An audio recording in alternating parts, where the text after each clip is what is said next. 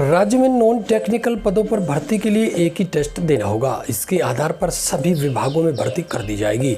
इस टेस्ट का नाम कॉमन एलिजिबिलिटी टेस्ट यानी सीईटी होगा। आपको बता दें, इस परीक्षा के लिए कार्मिक विभाग ने विस्तृत गाइडलाइन भी जारी कर दी है। आपको बता दें, इस सेट के माध्यम से 2 तरह की भर्तियों की जा सकेंगी। ये टेस्ट ग्रेजुएट और 12वीं पास के लिए अलग अलग रास्ते खोलेगा। कॉलेज यूनिवर्सिटीज के एग्जाम जुलाई अंत में हो सकते हैं। कॉलेज यूनिवर्सिटीज के एग्जाम को लेकर बनाई गई कमेटी की रिपोर्ट पर मंगलवार को मुख्यमंत्री श्री अशोक गहलोत और उच्च शिक्षा मंत्री श्री भंवर सिंह भाटी ने अधिकारियों से चर्चा की। आपको बता दें, सरकार परीक्षा के लिए तैयार है, लेकिन 3 विकल्पों पर विचार जारी है। सरकार ऑफलाइन परीक्षा कराने को पहली प्राथमिकता पर रख रही है। वहीं आपको बता दें, लो विश्वविद्यालय के वीसी डॉक्टर देवस्वरूप की कमेटी ने इसकी रिपोर्ट जैसे ही दी, उसके हिसाब से सिर्फ फाइनल ईयर की परीक्षाएं कराई जा सकती हैं। राज्य के हजारों सरकारी स्कूलों में रिक्त पड़े पदों पर भर्ती के लिए शिक्षा विभाग ने रिक्त पदों की गणना शुरू कर दी। अगले 2 साल में कितने पदों पर भर्ती हो सकती है, इसका आकलन किया जा रहा है। उल्लेखनीय है कि वर्तमान सरकार के अब करीब 2 साल शेष रहे। ऐसे में राज्य भर से आंकड़े मांगे जा रहे हैं। कहीं बेरोजगारों की नज़र में और मांग में कमी तो नहीं रही है।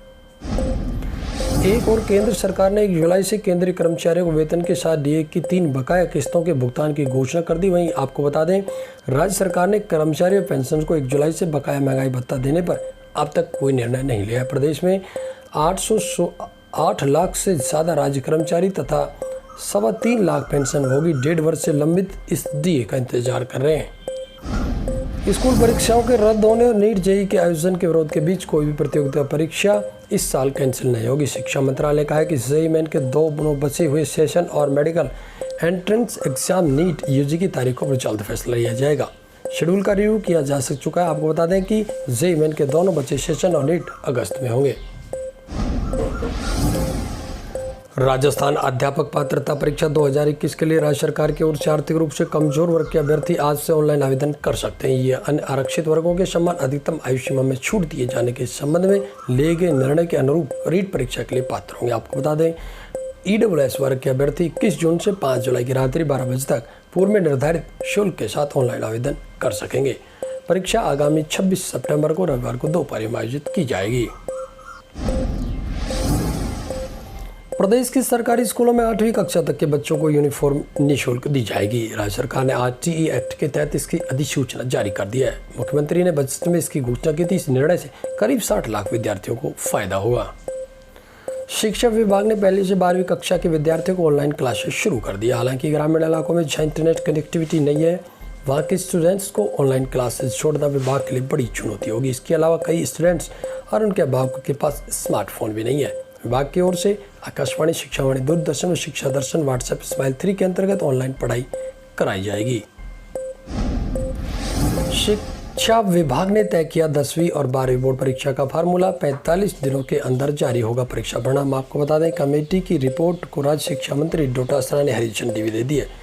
17 अंक बार पूर्व के वर्षों की भांति 20% ही रहेगा। आपको बता दें, स्वयं पाठी परीक्षार्थियों को परीक्षा हर हाल में देनी होगी, क्योंकि स्वयं पाठी परीक्षार्थियों का गत वर्ष का रिकॉर्ड उपलब्ध नहीं होने के कारण उनके लिए परीक्षा अनिवार्य है। जो परीक्षार्थी परिणाम से संतुष्ट नहीं होगा वो परीक्षा भी दे सकता है।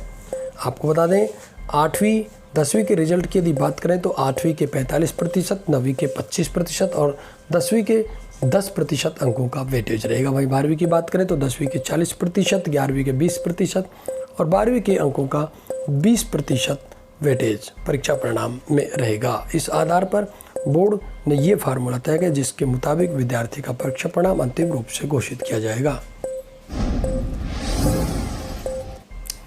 प्रदेश के 1400 बीएड कॉलेजों से बीएड करने वाले करीब 1.5 लाख छात्रों के सामने कोरोना काल में इंटर्नशिप की समस्या खड़ी होगी। शिक्षा विभाग छात्रों को स्कूल में बुलाएगा और घर घर भेजकर इंटर्नशिप कराएगा। इसका छात्रों ने विरोध शुरू कर दिया। उनका कहना है कोरोना के कारण डिग्री पूरी होने में समय लग रहा है। ऐसे में अब इंटर्नशिप कराई गई तो 4 महीने और लगेंगे। ऐसे में रिजल्ट 2022 में आएगा। इस प्रक्रिया के तहत 2 साल की बीएड 3 साल में पूरी होगी। छात्रों ने इंटर्नशिप रद्द करने की मांग की है। वहीं पिछले वर्ष प्रशिक्षण कार्य का शेड्यूल जारी हुआ, मगर लॉकडाउन में इंटर्नशिप अटक गई। अब अंतिम वर्ष में अभी प्रशिक्षण कार्य नहीं कराया गया।